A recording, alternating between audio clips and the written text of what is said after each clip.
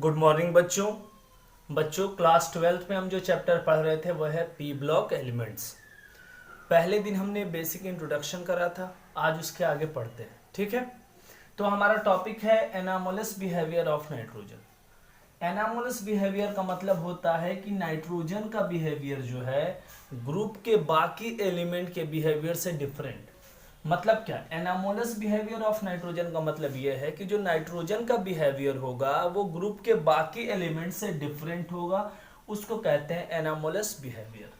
तो ये तो हम समझ गए कि एनामोलस बिहेवियर ऑफ नाइट्रोजन का मतलब क्या हुआ। दूसरी बात ये है कि ऐसा होता क्यों है, क्या रीजन है। तो देखो, सबसे पहला रीजन कि नाइट्रोजन का साइज छोटा होता है, स्मॉल साइज।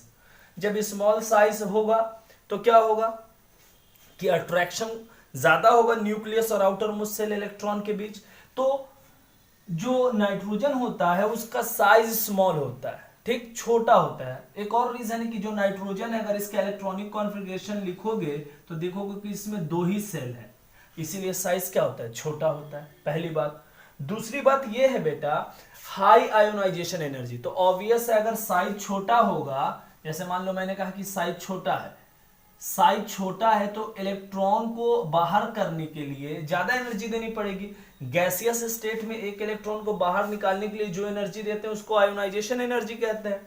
तो जब स्मॉल साइज है तो हाई आयोनाइजेशन एनर्जी होगी, हाई इलेक्ट्रोनेगेटिविटी होगी और absence of vacant d orbital. इसमें देखो वैकेंट डी ऑर्बिटल क्या है, ये उपस्थित या प्रेजेंट नहीं है।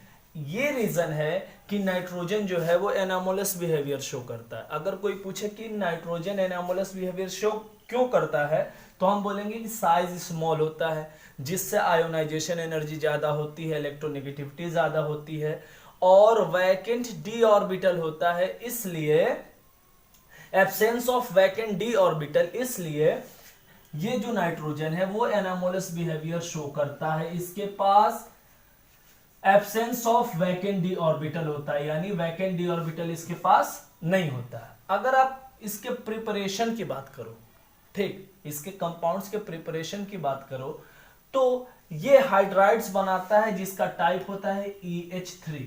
EH3, E का मतलब एलिमेंट, जैसे अमोनिया है, फॉस्फीन है, AS2S3 है, SbS3 है। तो इस तरह की ये हाइड्राइड्स बनाता है। जैसे मान लो मैंने लिखा NH3, तो N के जगह E के जगह N और S3 के जगह ये S3। तो इस टाइप के हाइड्राइड्स बनाता है। अब देखो, जैसे मैग्नीशियम नाइट्राइट है, अब अगर ये रिएक्शन करता है वाटर से तो ये बनाएगा मैग्नीशियम हाइड्रोक्साइड और अमोनिया। ठीक, ये इसके प्रिपरेशन की बात कर रहे हैं हम। अगर Mg3N2 है, वाटर से रिएक्शन करेगा तो मैग्नीशियम हाइड्रोक्साइड और अमोनिया बनाएगा। अगर Ca3P2 है, यानी कैल्शियम फॉस्फाइड है, ये वाटर से रिएक्शन करेगा तो बनाएगा कैल्शियम हाइड्रोक्साइड और फॉस्फीन। देखो ये PH3 बना रहा है, किसके ये सिमिलर है, EH3 के सिमिलर। यानी जब ये हाइड्राइड बनाता है तो EH3 टाइप के हाइड्राइड्स बनाता है। यहां जो आप दो देख रहे हो ये लोन पेयर है। लोन पेयर वो इलेक्ट्रॉन होते हैं जो बॉन्ड फॉर्मेशन में पार्टिसिपेट नहीं करते हैं। उसी तरह देखो नाइट्रोजन है, हाइड्रोजन से रिएक्शन करता है तो अमोनिया बनाता है। इस प्रोसेस को हेबर्स प्रोसेस कहते हैं। जब अमोनिया का इंडस्ट्री के लेवल पे हम अमोनिया का फॉर्मेशन करते हैं तो इसी प्रोसेस से बनाते हैं, इसको हेबर्स प्रोसेस कहते हैं, जिसको डिटेल में हमको पढ़ना है। ठीक, तो ये जो दो इलेक्ट्रॉन है वो लोन पेयर है। अब देखो, अगर इसके प्रॉपर्टीज की बात करें, ठीक, जो इसके प्रॉपर्टीज की बात करें तो पहली प्रॉपर्टी है वो है बॉन्ड एंगल। क्या है, बॉन्ड एंगल। अब बॉन्ड एंगल क्या होता है समझो। जब बॉन्ड एंगल क्या होता है, जब तुम ऊपर से नीचे आओगे तो बॉन्ड एंगल कम होगा। क्या लिखा है, bond angle keeps on decreasing down the group. Down the group bond angle कम होता है, क्यों, due to the increasing size of the central atom. जो सेंट्रल एटम का साइज होता है वो बड़ा होता है। तो जब सेंट्रल एटम का साइज बड़ा होगा क्या, जैसे मान लो ये लोन पेयर है और ये बॉन्ड है, तो तुम जानते हो कि अट्रैक्शन 3 तरह का होता है। वेस्पर थ्योरी में 11th में पढ़ा होगा, VSPER थ्योरी, वेस्पर थ्योरी। तो उसमें तुमने पढ़ा होगा कि जो लोन पेयर के बीच अट्रैक्शन होता है वो सबसे ज्यादा होता है, जो लोन पेयर बॉन्ड पेयर के बीच होता है वो उसके बाद होता है, सबसे कम बॉन्ड पेयर। तो अब लोन पेयर और बॉन्ड पेयर ये क्या करेगा, अट्रैक्शन को मिनिमाइज करेगा। अब अट्रैक्शन को मिनिमाइज, रिपल्शन को मिनिमाइज करेगा। जब रिपल्शन को मिनिमाइज करेगा तो बॉन्ड लेंथ क्या हो जाएगा, डाउन द ग्रुप आओगे तो बॉन्ड लेंथ कम होता जाएगा। इसका मतलब हम क्या समझते हैं कि अगर हम डाउन द ग्रुप आएंगे, ऊपर से नीचे आएंगे ग्रुप 15 में, ठीक, जैसे नाइट्रोजन है, फास्फोरस है, आर्सेनिक है, एंटीमनी है, बिस्मथ है, तो डाउन द ग्रुप आओगे तो क्या होगा, bond angle keeps on decreasing down the group. क्यों, due to increase in size of the central atom, क्योंकि सेंट्रल एटम का साइज कम होगा। अगर इसको समझना चाहते हो तो एक बार और सुनो ध्यान से। ये देखो बेटा, अट्रैक्शन 3 तरह का होता है, 11th में आपने पढ़ा होगा, मैं एक बार और बोल रहा हूं कि लोन पेयर अट्रैक्शन सबसे ज्यादा होता है। जब दो लोन पेयर के बीच अट्रैक्शन होगा वो सबसे ज्यादा होगा।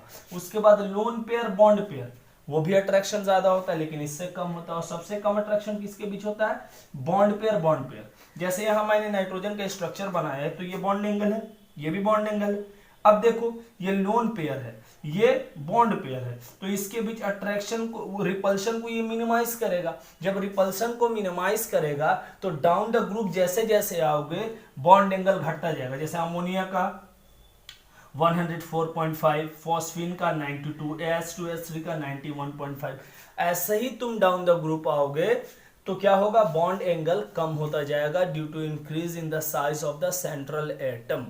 ये बातें याद रखना। ये भी बातें याद रखना कि लोन पेयर में अट्रैक्शन सबसे ज्यादा होता है, उसके बाद लोन पेयर बॉन्ड पेयर में होता है, सबसे कम होता है बॉन्ड पेयर में। ठीक, इतनी बातें क्लियर हैं आपको।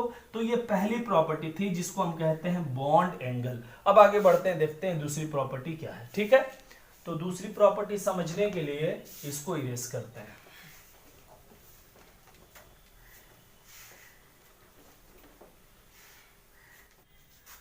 अगली प्रॉपर्टी है बेसिक स्ट्रेंथ। ठीक, क्या लिखा है, all behave as Lewis base. इसका मतलब जैसे मान लो नाइट्रोजन है, फॉस्फोरस है, आर्सेनिक है, एंटीमनी है, बिस्मथ है, ये सब बिहेव करते हैं लेविस बेस की तरह। ठीक, अब क्या लिखा है, is with which they donate the lone pair of electron. जो जितनी आसानी से लोन पेयर ऑफ इलेक्ट्रॉन को डोनेट करेगा वो उतना ही अच्छा लेविस बेस होगा।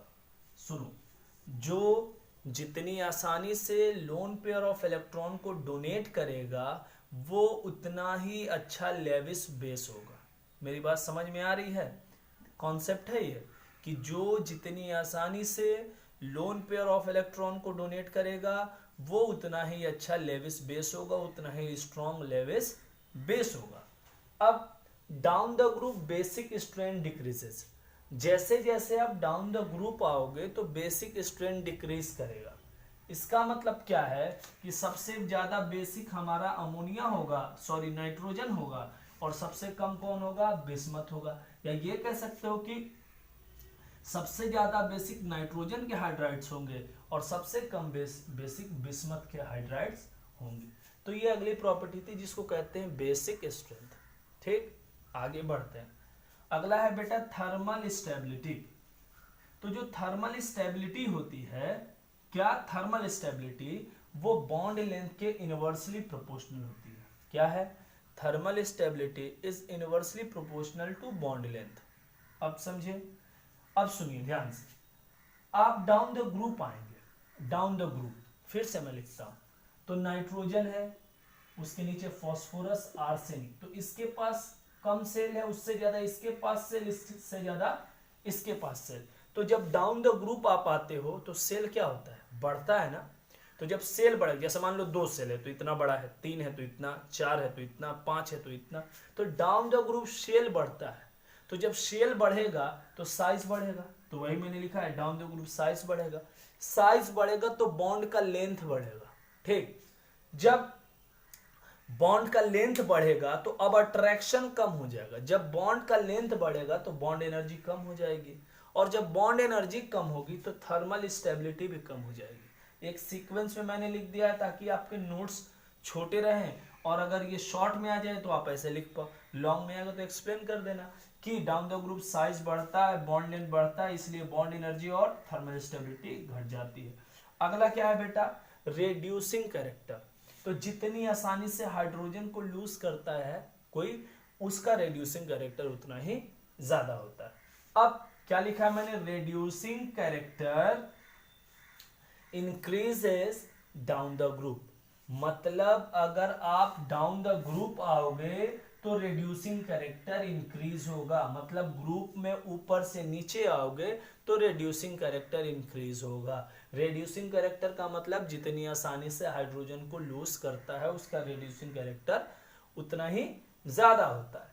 अब देखो जैसे मान लो अमोनिया है, ठीक, तो इसका रेड्यूसिंग कैरेक्टर सबसे कम होगा और सबसे ज्यादा किसका होगा, तो सबसे ज्यादा बिस्मथ का होगा। ऐसा क्यों है, ऐसा इसलिए है क्योंकि हम जानते हैं कि डाउन द ग्रुप आओगे तो रेड्यूसिंग कैरेक्टर क्या होगा, इंक्रीज करेगा, इसीलिए सबसे नीचे ग्रुप में कौन है, बिस्मथ है।